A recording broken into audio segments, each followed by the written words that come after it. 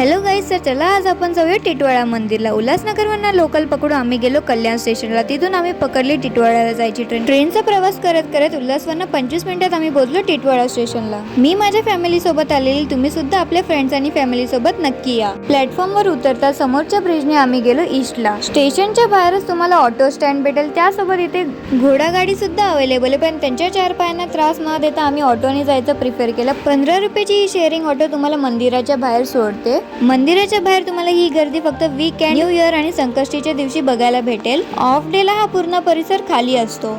जर तुम्ही 2 wheeler 4 wheeler आणली असेल तर तुम्हाला इथे पेड पार्किंग सुद्धा अवेलेबल आहे।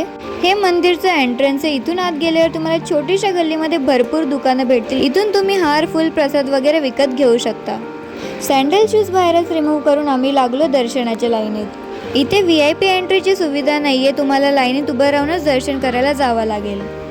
इथे एक छोटूसा पिल्लू होतं ज्याला काहीतरी हवं होतं पण त्याला भेटलं नाही। जस्ट लाईक माझ्यासारखं जनरल कॅटेगरीवाल्यांना सीट भेटत नाही।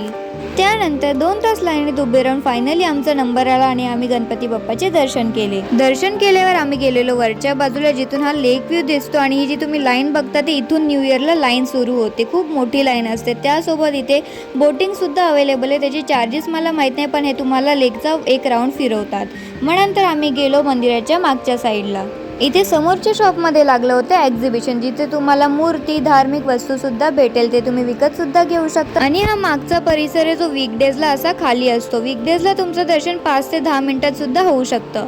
त्यानंतर आम्ही गेलेलो लेक साईडला। इथे वीकडेजला खूप शांतता असते, खूप पीसफुल वातावरण असतो। त्यानंतर तुम्हाला इथे सिटिंग एरिया सुद्धा आहे, गार्डन टाईप आहे। तुम्ही इथे बसून लेक व्ह्यू किंवा बोटिंग सुद्धा एन्जॉय करू शकता। त्यानंतर आम्ही गेलो होतो विठ्ठल रुक्मिणीच्या मंदिरात, जे गणपती मंदिर पासून 2 मिनिटाच्या अंतरावर आहे।